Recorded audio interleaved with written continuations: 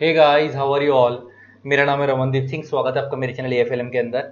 And guys, आज हम start कर रहे हैं majority rules and minority rights. Majority rules and minority rights. अब ये क्या कंसेप्ट है जरा समझते हैं। पेपर में इस चैप्टर के ऊपर 4 से 5 नंबर का एक क्वेश्चन आ ही जाता है। क्या है जरा ये majority rules and minority rights का कंसेप्ट समझते हैं जरा। अब देखें क्या है। नाम से क्लियर हो रहा है कि मेजॉरिटी रूल कर रही है और माइनॉरिटी को कुछ अधिकार दिए जा रहे हैं। मेजॉरिटी जब रूल कर रही है, मेजॉरिटी रूल्स की। अच्छा एक बात बताओ, 4-5 दोस्त है, 5 दोस्त है और 5 दोस्त हमने बोला कि यार ये वाली पिक्चर देखने आ रहे हैं। अब उसमें से कुछ लोग, मान लो एक पिक्चर, दो मूवी लगी हुई है सिनेमा हॉल पे, एक मूवी एक्स एक मूवी वाई। 5 फ्रेंड है और 5 फ्रेंड में कुछ लोग कह रहे हैं मूवी एक्स देखेंगे, कुछ लोग कह रहे हैं मूवी वाई देखेंगे। तो हम लोग क्या बोलते हैं जनरल लाइफ के अंदर कि देखो भाई हाथ खड़ा कर लो, जो मेजॉरिटी बोलेगी वही वाली देख लेंगे। तो अगर 5 में से 3 लोग अगर बोलते हैं कि मूवी एक्स देखेंगे तो फिर मूवी एक्स देखेंगे। अगर 5 में 3 लोग बोलते हैं मूवी वाई देखेंगे तो मूवी वाई देखेंगे। इसका मतलब मेजॉरिटी रूल करती है। मेजॉरिटी क्या करती है? रूल। तो 5 की मेजॉरिटी कितनी हो गई? 3 मेजॉरिटी। और मेजॉरिटी क्या कर रही है? रूल कर रही है। मतलब मेजॉरिटी की से है, जो मेजॉरिटी बोलती है वही माना जाता है जनरली। लेकिन माइनॉरिटी को भी कुछ अधिकार दिए जाएंगे, अब मैं उसके ऊपर बात करूंगा। तो एक चीज समझ आ गई कि यहाँ पे जब हम मेजॉरिटी माइनॉरिटी बोल रहे हैं तो यहाँ पे मेजॉरिटी माइनॉरिटी एज के हिसाब से नहीं है कि ये बंदा 18 साल से ऊपर का तो मेजर, या 18 साल से नीचे का तो माइनर। यहाँ पे मेजॉरिटी माइनॉरिटी का मतलब है किसके पास कंपनी की ज्यादा शेयर होल्डिंग है और किसके पास कंपनी की कम शेयर होल्डिंग है। तो उनको हम बोलेंगे मेजॉरिटी शेयर होल्डर और माइनॉरिटी शेयर होल्डर। एग्जाम्पल लेके बात करता हूं, एग्जाम्पल लेके बात करते हैं। मान लो एक कंपनी है एक्स लिमिटेड और ये लिस्टेड है स्टॉक एक्सचेंज पे, लिस्टेड है स्टॉक एक्सचेंज के ऊपर।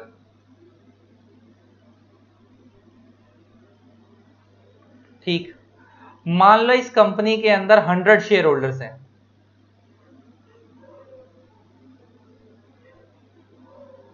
मान लो इस कंपनी में 1000 शेयर होल्डर्स हैं।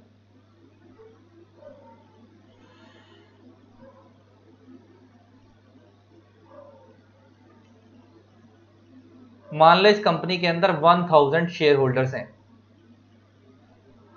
अच्छा, 1000 शेयर होल्डर्स है ना, उसमें 1000 में से 5 शेयर होल्डर ऐसे हैं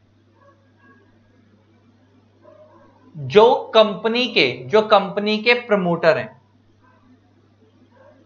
प्रमोटर्स हैं। और इन 5 शेयर होल्डर्स के पास मान लो इस कंपनी की paid up share capital 50 crore रुपए है। इस कंपनी की पेड अप शेयर कैपिटल कितनी है? 50 करोड़ रुपए है। तो और उस 50 करोड़ में से, और ये 50 करोड़ कैसे निकली मैं ये भी बता देता हूं। 5 करोड़ शेयर्स एट ₹10 ईच वाले, मतलब इस कंपनी के अंदर 5 करोड़ शेयर्स हैं, 10 रुपए एक वाला। तो टोटल में कंपनी की पेड अप शेयर कैपिटल कितनी है? 50 करोड़। और इन 5 शेयर होल्डर्स के पास कंपनी की 75% शेयर होल्डिंग है। एंड जो रिमेनिंग शेयर होल्डिंग है वो 995, 1000 में से 5 शेयर होल्डर कंपनी के प्रमोटर और उनके पास 5 करोड़, देखा जाए तो 5 करोड़ शेयर में से 75% शेयर किसके पास हैं? इन 5 लोगों के पास है। और जो रिमेनिंग 995 शेयर होल्डर्स हैं, जो 995 शेयर होल्डर्स हैं, इनके पास कंपनी के 25% शेयर होल्डिंग है। और तुम्हें अगर पता भी हो कि सेबी की गाइडलाइंस क्लियर कट बोलती हैं कि हर एक लिस्टेड कंपनी को मिनिमम 25% का पब्लिक फ्लोट मेंटेन करना पड़ेगा। मतलब क्या? पब्लिक फ्लोट मींस उसके 25% शेयर कम से कम मार्केट में ट्रेड होने चाहिए। मैक्सिमम प्रमोटर्स अपने पास कितना रख सकते हैं? 75% रख सकते हैं। तुमने ऐसा सुना होगा। तो मैं बेसिकली यहां पे एक एग्जांपल लेकर चल रहा हूं कि प्रमोटर, वही वाले एक स्ट्रेट फॉरवर्ड एग्जांपल लेकर चल रहा हूं कि प्रमोटर ने अपने पास 75% रख रखा है और जो 995 शेयर होल्डर्स हैं, जो माइनॉरिटी वाले हैं, उनके पास कितनी शेयर होल्डिंग है? 25% शेयर होल्डिंग है। अच्छा, देखा जाए तो ये शेयर होल्डर तो 995 है, लेकिन इनके पास शेयर होल्डिंग कितनी है? खाली 25%। और ये जो 5 शेयर होल्डर है इनके पास 75% शेयर होल्डिंग है। तो इन 5 शेयर होल्डर को हम बोलेंगे, इन 5 को हम बोलेंगे मेजॉरिटी शेयर होल्डर्स। इन्हें हम क्या बोलेंगे? मेजॉरिटी, क्योंकि कंपनी की ओवरऑल मेजॉरिटी की शेयर होल्डिंग इनके पास है। और ये जो 995 शेयर होल्डर है, देखा जाए तो बंदे बहुत सारे हैं, वो खाली 5 हैं, ये 995 है, लेकिन ये जो है खाली पर्सन, लेकिन इनके पास वोटिंग खाली कितनी है, शेयर होल्डिंग खाली कितनी है, 25%। तो इनको हम बोलेंगे माइनॉरिटी शेयर होल्डर, क्योंकि इनके पास कंपनी की बहुत माइनर शेयर होल्डिंग है। अच्छा, वो माइनॉरिटी शेयर होल्डिंग में समझ आती होगी कैसे। अब 995 लोगों में 25% बटा हुआ है, इसका मतलब ये किसी के पास 1 शेयर होगा, किसी के पास 10 शेयर होंगे, किसी के 50 शेयर होंगे, किसी के पास 1% होगा, किसी के पास 2% होगा। तो ऐसे कर करा के 25% टोटल जो पोर्शन है वो 995 शेयर होल्डर्स में बटा हुआ है, और 75% पोर्शन जो है वो किसमें बटा हुआ है, 5 शेयर होल्डर बटा हुआ है। तो मतलब ये 5 करोड़ जो शेयर्स हैं उसका 75% किसमें बटा हुआ है, 5 शेयर होल्डर्स में। 5 शेयर होल्डर्स के पास उस 5 करोड़ के 75% शेयर्स हैं, और 995 शेयर होल्डर्स पर रिमेनिंग 25% शेयर्स हैं। अब बड़े ध्यान से सुनना, कंपनी में जो मेजॉरिटी डिसीजन लिए जाते हैं, जो कंपनी में डिसीजंस लिए जाते हैं वो 2 तरीके से लिए जाते हैं। 2 तरीके से, वैसे तो 3 तरीके से लिए जाते हैं। जनरल मीटिंग के अंदर जो डिसीजन लिए जाते हैं वो 3 तरीके से लिए जाते हैं। एक होता है OR, इसको हम बोलते हैं ऑर्डिनरी रेजोल्यूशन।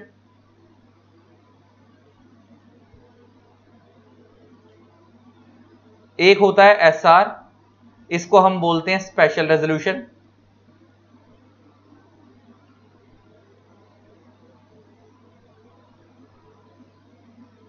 और एक होता है यूनानिमस रेजोल्यूशन।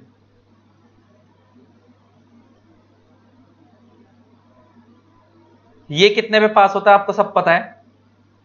ये कितने पे पास होता है, मोर देन 50% पे। ये कितने पे पास होता है, 75% और मोर पे। और ये कितने पे पास होता है, 100% पे। इसका मतलब अगर कंपनी में 99% वोट फेवर में आए हैं तो हम उसे यूनानिमस नहीं बोलेंगे, हम उसे SR बोलेंगे, स्पेशल रेजोल्यूशन बोलेंगे। यूनानिमस आने के लिए 100% शेयर्स वोटिंग जो है फेवर में आनी चाहिए, तभी 100 में से अगर एक भी कम रह गई तो वो स्पेशल रेजोल्यूशन कहलाएगा, वो यूनानिमस नहीं कहलाएगा। यूनानिमस कब कहलाएगा, 100% पे। अब तुम अगर एक चीज देखो तो इस वाली अगर कैटेगरी को छोड़ दो, इस वाली अगर कैटेगरी को छोड़ दो, क्योंकि ये बहुत रेयर यूज होती है कंपनी के अंदर।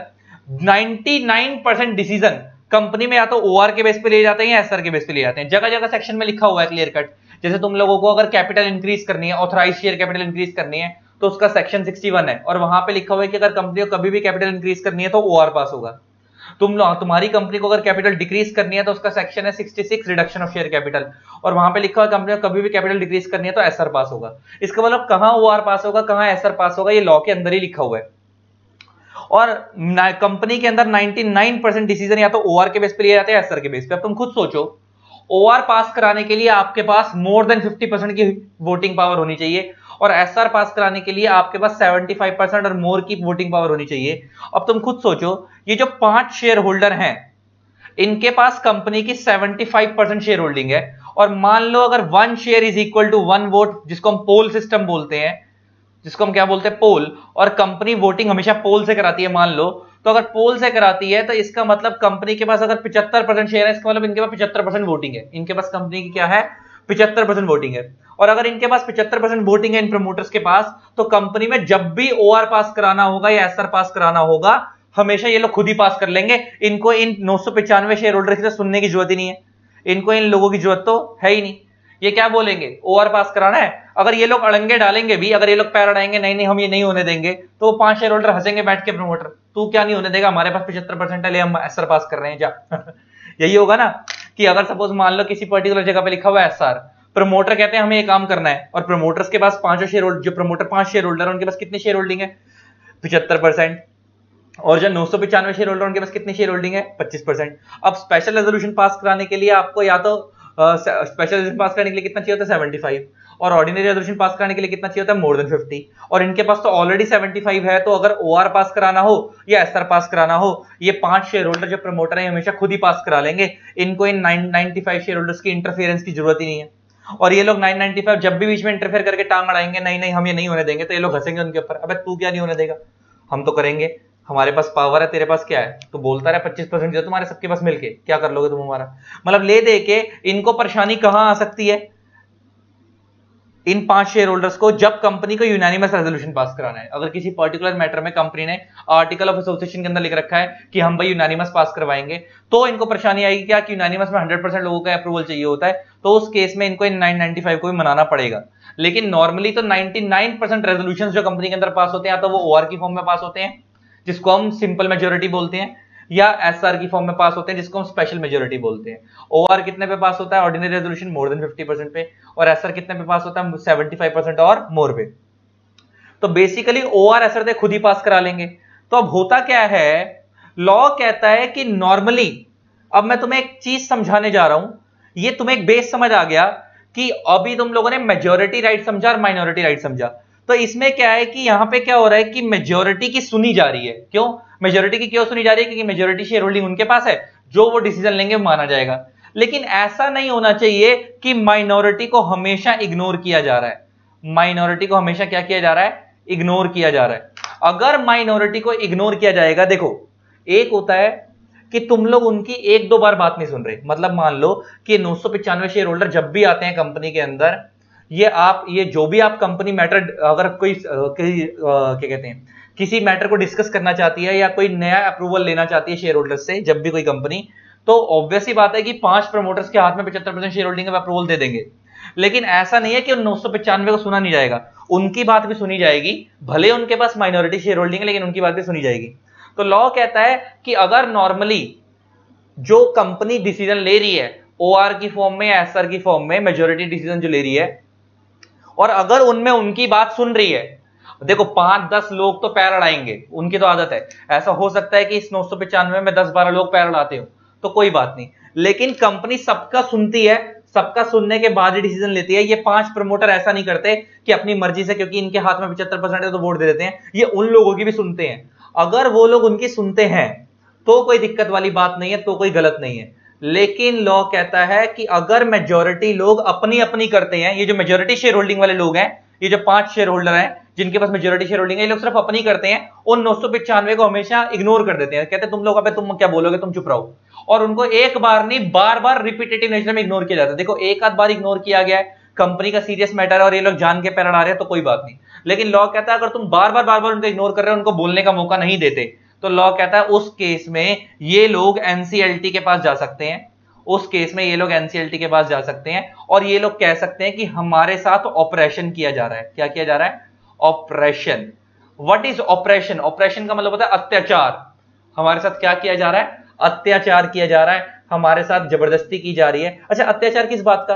क्योंकि ये 995 लोग उस चीज को लेके एग्री नहीं है, लेकिन स्टिल इनके ऊपर अत्याचार क्या हो रहा है? अगर वो डिसीजन ले लिया गया तो इनको मानना पड़ेगा। क्यों मानना पड़ेगा? क्योंकि इनके हाथ में इतनी शेयर होल्डिंग है ही नहीं, तो जो डिसीजन वो लोग लेंगे 5 शेयर होल्डर्स, क्योंकि 75% उनके पास है, वो इनको भी मानना पड़ेगा क्योंकि वो पूरी कंपनी में बाइंडिंग है। आप लोगों ने जनरल मीटिंग का चैप्टर पढ़ रखा है, आपने कंप्यूटर में एक बेसिक कंसेप्ट समझ रखा है कि एक बार रेजोल्यूशन पास हो गया तो भले ही जो लोग एग्री थे या नहीं थे, सबको रेजोल्यूशन की बात माननी पड़ेगी। उस रेजोल्यूशन का मतलब क्या था? डिसीजन लेना। तो एक बार जो रेजोल्यूशन के थ्रू कंपनी ने डिसीजन ले लिया एक पर्टिकुलर काम करने के लिए, तो भले ही आप एग्री हो या ना हो, अगर एक बार वो रेजोल्यूशन पास हो गया फेवर में, तो सबको वो बात माननी पड़ेगी। तो सेम, अगर कोई रेजोल्यूशन पास हो गया, इन लोगों ने एसआर पास करा दिया या ओआर पास करा दिया, तो इन सब माइनॉरिटी शेयर होल्डर्स को उस डिसीजन को फॉलो करना पड़ेगा। लेकिन परेशानी क्या है, एक आध बार उनके साथ ऐसा गलत हो रहा है तो चलता है, लेकिन अगर बार बार ये लोग मेजोरिटी वाले क्या कर रहे हैं, 75% वाले 5 प्रमोटर्स अपना अपना डिसीजन ले रहे हैं, इनकी सुनते ही नहीं, तो उस केस में ये लोग एनसीएलटी पे जा सकते हैं और उनको क्या बोल सकते हैं कि इनके ऊपर ऑपरेशन का केस करो, इस कंपनी में क्या करो, ऑपरेशन का केस करो, और हमारे साथ अत्याचार हो रहा है, हमारे को बचाओ और हमारे को भी कहो, इनको भी, हमारे को भी सुनवाई का मौका दो। तो उस केस में एनसीएलटी बोल सकता है कि भाई इनके पास भी अधिकार है, इनकी भी सुनी जाएगी, इनकी भी सुनी जाएगी। तुम लोग अपने हिसाब से डिसीजन नहीं लोगे, जो ये लोग कह रहे हैं पहले इनकी भी सुनो और उनके सुनने के बाद ही डिसीजन लो। इसको हम बोलते हैं माइनॉरिटी राइट्स। इसको हम क्या बोलते हैं? Minority rights. इसने वाला एनसीएलटी ने क्या दे दिया? माइनॉरिटी को भी क्या दे दिया? एक अधिकार दे दिया। इसका मतलब जनरली मेजॉरिटी रूल करती है, लेकिन अगर मेजॉरिटी अपनी पोजीशन का फायदा उठा रही है, मेजॉरिटी जिनके पास शेयर होल्डिंग है वो लोग अगर अपनी पोजीशन का फायदा उठा रहे हैं, तो माइनॉरिटी शेयर होल्डर्स कोर्ट में जाके उन लोगों के ऊपर ऑपरेशन का केस कर सकते हैं, ऑपरेशन का केस कर सकते हैं। तुम्हारे को ना इस चैप्टर में अब मैं बात करने जा रहा हूं, मेन 2 टर्म समझनी है। क्या समझनी है? 2 टर्म समझनी है जिसका बार बार जिक्र होगा और ये पूरा उसी पे बेस्ड है। एक टर्म है ऑपरेशन एंड एक टर्म है मिसमैनेजमेंट।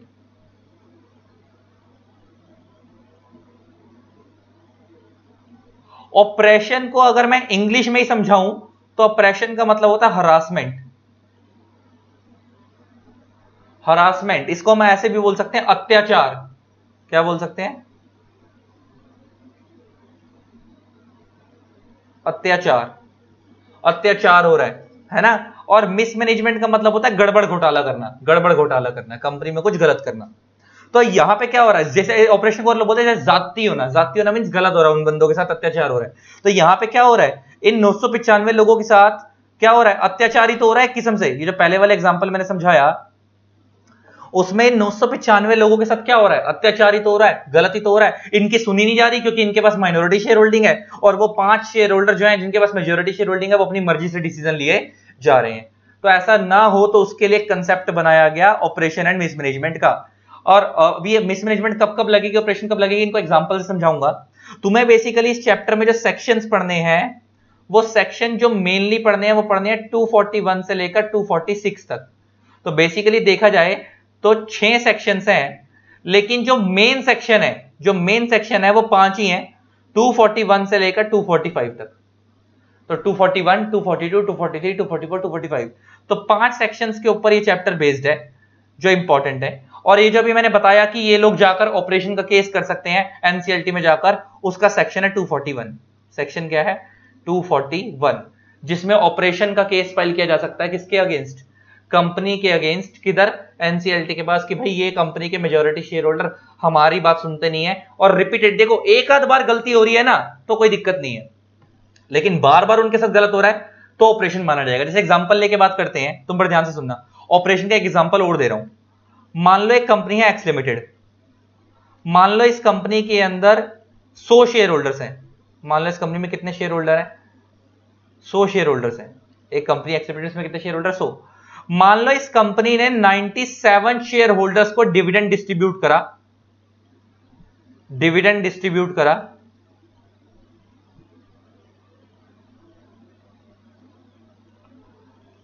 नाइनटी 975 नहीं, सॉरी, हाँ 97, ठीक है ना, 975 नहीं है, 97 शेयर होल्डर्स को डिविडेंड डिस्ट्रीब्यूट करा।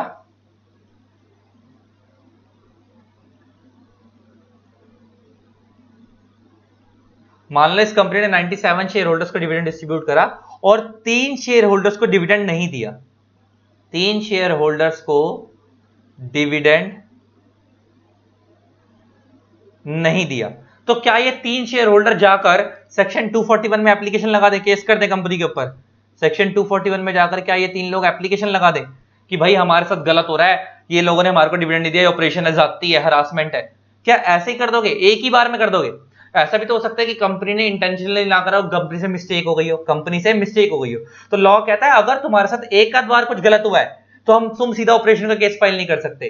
अगर तुम्हारे साथ बार बार गलत हो रहा है, अगर कंपनी हर साल ऐसा कर रही है कि खाली इन लोगों को बांट रही है, इन 3 के साथ नहीं बांट रही, इन 3 को नहीं बांट रही, तो केस हो सकता है। तो ये लोग जाके केस कर सकते हैं कि अगर रिपीटेटिव नेचर में, इसका मतलब ऑपरेशन में जो क्राइम है उसकी कंसिस्टेंसी होनी चाहिए, रिपीटेटिवनेस होनी जरूरी है। अगर बार बार तुम्हारे साथ गलत हो रहा है तो तुम लोग जा सकते हो ऑपरेशन का केस फाइल करने सेक्शन 241 के अंदर एनसीएलटी के पास कि हमारे साथ ऑपरेशन हो रहा है, हमारे साथ ज्यादती हो रही है, हमारे साथ अत्याचार हो रहा है। लेकिन अगर तुम्हारे साथ एक आध बार गलत हुआ तो तुम लोग कोर्ट नहीं जाओगे, तुम लोग एनसीएलटी नहीं जाओगे केस फाइल करने। हो सकता है कंपनी से जेन्युइन मिस्टेक हुई हो। सेम एक और एग्जांपल लेकर बात करता हूं। मान लो एक कंपनी है एक्स लिमिटेड, ऑपरेशन का एग्जांपल दे रहा हूं, अभी फिर मिसमैनेजमेंट के भी दूंगा, अभी मिसमैनेजमेंट के भी एग्जांपल दूंगा, अभी ऑपरेशन के दे रहा हूं। मान लो एक कंपनी है एक्स लिमिटेड और ये जो कंपनी है इसके अंदर 100 शेयर होल्डर्स है, सेम एग्जांपल लग रहा हूं। और आपको पता है जब कंपनी जनरल मीटिंग कराती है, और मान लो ये कंपनी जनरल मीटिंग कन्वीन कराना चाहती है, अब मान लो ये कंपनी जब जनरल मीटिंग कन्वीन कराना चाहती है और 100 शेयर होल्डर हैं, तो आपको पता है कंपनी को जनरल मीटिंग कन्वीन कराने के लिए इन 100 शेयर होल्डर्स को मीटिंग से 21 क्लियर डेज पहले आप नोटिस सर्व करना होता है। याद होगा ना, जनरल मीटिंग के चैप्टर पढ़ा था कि जब भी एनुअल जनरल मीटिंग होती है कंपनी की या एक्स्ट्राऑर्डिनरी जनरल मीटिंग होती है, जब भी जनरल मीटिंग होती है शेयर होल्डर्स की, तो कंपनी को उन शेयर होल्डर्स को इनवाइट करना पड़ता है, 21 दिन पहले एक नोटिस भेजना पड़ता है 21 क्लियर डेज पहले कि हाँ भाई आज से इस तारीख को हमारी कंपनी की क्या होगी, जनरल मीटिंग होगी। तो मान लो कंपनी ने वो नोटिस कितने शेयर होल्डर्स को भेजना था? 100 शेयर होल्डर्स को भेजना था। और मान लो कंपनी ने वो नोटिस जो है वो 95 शेयर होल्डर्स को भेजा और 5 शेयर होल्डर्स को देना भूल गई, 5 शेयर होल्डर्स को नहीं दिया, तो क्या ऐसे केस के अंदर क्या तुम इसे ऑपरेशन मान लोगे कि इन 5 को नहीं दिया? लॉ कहता है नहीं, अभी भी हम इसे ऑपरेशन नहीं मानेंगे, क्योंकि इन 5 को नहीं दिया, हो सकता है कंपनी से कोई गलती हो गई हो, इतने सारे शेयर होल्डर हैं, 3 4 5 लोग मिस हो गए तो पहली बार हुआ है। लेकिन अगर कंपनी हर साल ऐसा कर रही है तो ऑपरेशन है। अब मगर एक इसी फैक्ट को थोड़ा सा चेंज करूं, मान लो अगर कंपनी में 7 ही शेयर होल्डर हैं, क्योंकि कुछ चीजें ना फैक्ट्स के हिसाब से डिपेंड करती हैं, और कंपनी ने 7 में से 6 शेयर होल्डर को नोटिस भेजा जनरल मीटिंग का, 6 शेयर होल्डर्स को जनरल मीटिंग का नोटिस भेजा, नोटिस सेंड किया, लेकिन 1 शेयर होल्डर को जनरल मीटिंग का नोटिस सेंड नहीं किया। क्या ये ऑपरेशन है? यस। क्यों है? अरे 7 शेयर होल्डर है, अब इसमें कंपनी क्या झूठ बोलेगी, ये तो काउंटिंग में आ रहे हैं 7 बंदे गिने चुने, तुम उसमें भी एक को मिस कर रहे हो, इसका तुमने इंटेंशनली उसको नहीं बुलाया।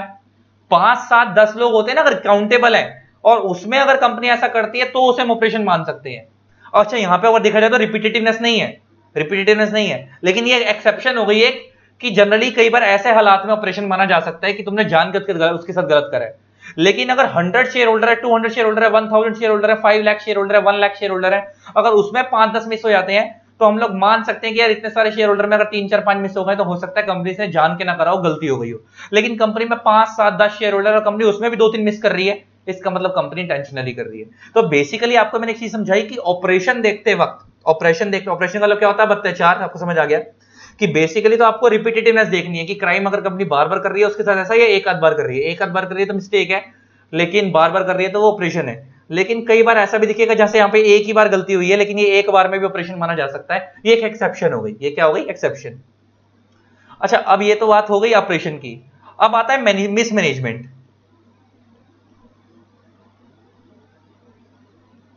अब मिसमैनेजमेंट का मतलब क्या होता है? गड़बड़ घोटाले करना, गड़बड़ घोटाले करना। अब मिसमैनेजमेंट ना 3 तरीके की होती है, एक होती है अगेंस्ट द मेंबर्स,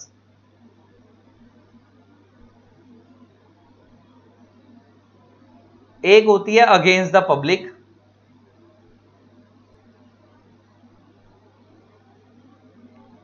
एक होती है अगेंस्ट द कंपनी।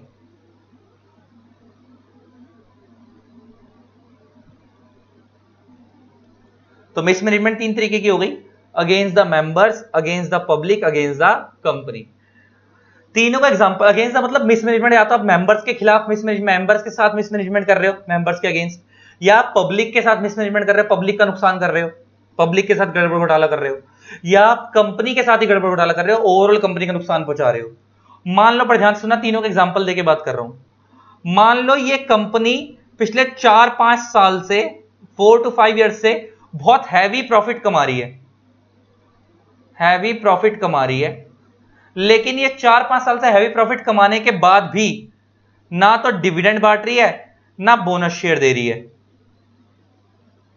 अच्छा तुम्हें पता होगा कि प्रेफरेंस शेयर होल्डर्स को डिविडेंड ना दो 2 साल तक, तो 2 साल के बाद वो लोग केस कर सकते हैं, लेकिन इक्विटी वालों के लिए तो ऐसा कोई कंसेप्ट ही नहीं है।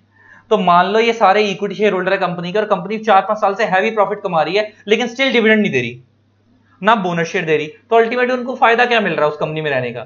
वो पैसा भी लगाकर बैठे और उनको रिटर्न भी नहीं मिल रही, और ऐसा भी नहीं कंपनी लॉस में है, बहुत हैवी प्रॉफिट कमा रही है तब भी नहीं बांट रही। तो क्या ऐसे केस के अंदर ये लोग मिसमैनेजमेंट का केस कर सकते हैं कंपनी के ऊपर? यस, कि भाई ये कंपनी गड़बड़ घोटाला कर रही है, ये लोग इतना इतना पैसा कमाने के बाद भी हमारे को नहीं दे रहे, ये डायरेक्टर्स आपस में कुछ गड़बड़ी कर रहे हैं।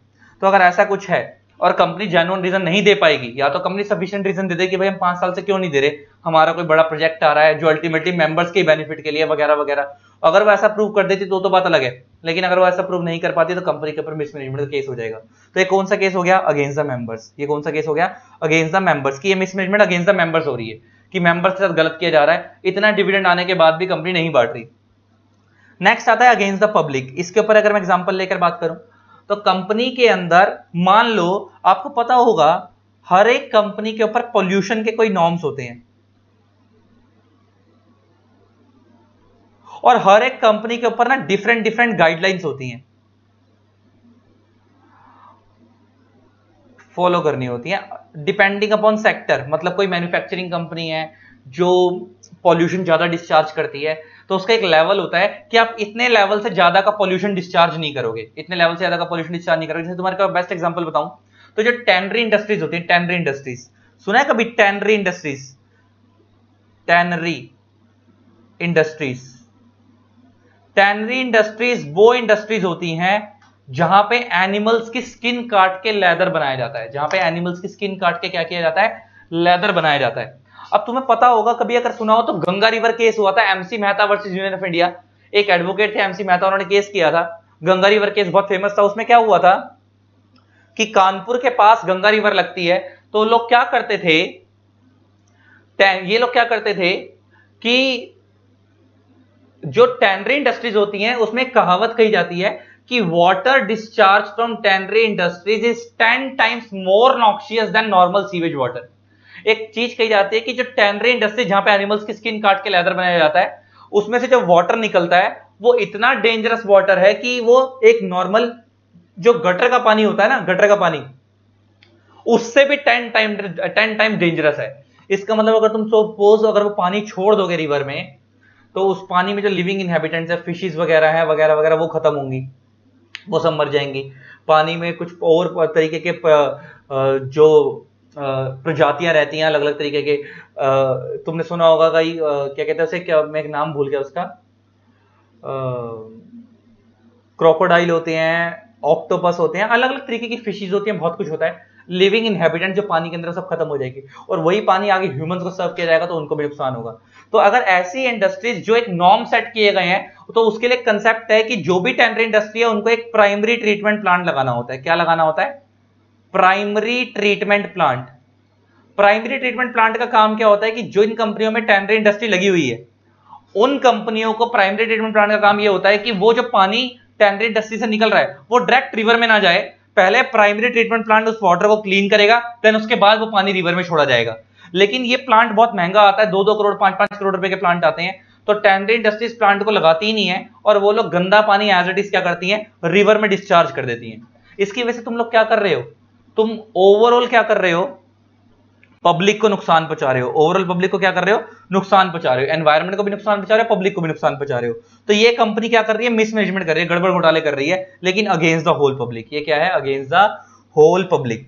अगेंस्ट द पब्लिक का तो मैंने छोटा सा एग्जांपल दिया, एग्जांपल तो बहुत सारे बन सकते हैं कि कंपनी जो है वो विंडो ड्रेसिंग करवा रही है, कंपनी लॉस के अंदर है। एग्जांपल एक और लिख देते हैं यहाँ पे, विंडो ड्रेसिंग का example. Window dressing, window dressing का मतलब समझ आता है? Fabrication of accounts, fabrication of accounts, कि कंपनी विंडो ड्रेसिंग करवा रही है। और विंडो ड्रेसिंग करवाने का मतलब क्या होता है कि झूठे झूठे अकाउंट दिखा रही है, जिसकी वजह से बाहर वाले लोग उस कंपनी में पैसा लगाए जा रहे हैं, बाहर वाले लोग उसमें पैसा लगाए जा रहे हैं कि कंपनी भाई बहुत ग्रो कर रही है, इसमें पैसा इन्वेस्ट करो, और एक्चुअल में कंपनी लॉस में है, और वो झूठे झूठे ऑडिटर से सेटिंग करके ठप्पे लगवा कर वो ऐसा कर रही है। जिसका बेस्ट एग्जांपल अगर याद हो तो सत्यम कंप्यूटर्स के फ्रॉड में ऐसा हुआ था। सत्यम कंप्यूटर्स ने क्या करा था? फैब्रिकेशन ऑफ अकाउंट्स करा था, झूठे झूठे बैलेंस शीट बनवाई थी, और लोगों ने उनकी, और उसकी वजह से क्या हुआ कि दुनिया के अंदर ये कंपनी एक्चुअल में लॉस में थी, लेकिन टीसीएस, इन्फोसिस, विप्रो के साथ इसका कंपटीशन था, और वो कंपनियां ग्रो कर रही थी, और ये लोग अपनी जो है इनका जो फेलियर था उसको झेल नहीं पाई, और उसकी वजह से इन्होंने झूठी बैलेंस शीट बनवानी शुरू कर दी, और इसकी वजह से इनका मार्केट में शेयर का प्राइस शूट अप करने लग गया। लोगों को लगा क्योंकि कंपनी की परफॉर्मेंस अच्छी है, प्रॉफिट ज्यादा है, तो कंपनी ग्रो कर रही है, और लोगों ने इस कंपनी में इन्वेस्ट करना शुरू कर दिया। बाद में कंपनी डूब गई। इसका तुमने ओवरऑल पब्लिक को नुकसान पहुंचाया, दैट इज ऑल्सो मिसमैनेजमेंट। वो भी क्या है? मिसमैनेजमेंट। लेकिन वो अगेंस्ट द पब्लिक भी है और अगेंस्ट द मेंबर भी है। ये वाली मिसमैनेजमेंट तो दोनों में आ गई, अगेंस्ट द पब्लिक भी, अगेंस्ट द मेंबर भी। क्यों? जब तुमने लोगों को झूठी बैलेंस शीट दिखाकर अट्रैक्ट करा जनरल पब्लिक को, और उनको अपना शेयर होल्डर बनाया, तो जब तुमने अट्रैक्ट करा पब्लिक को, तो वो अगेंस्ट द पब्लिक हो गई।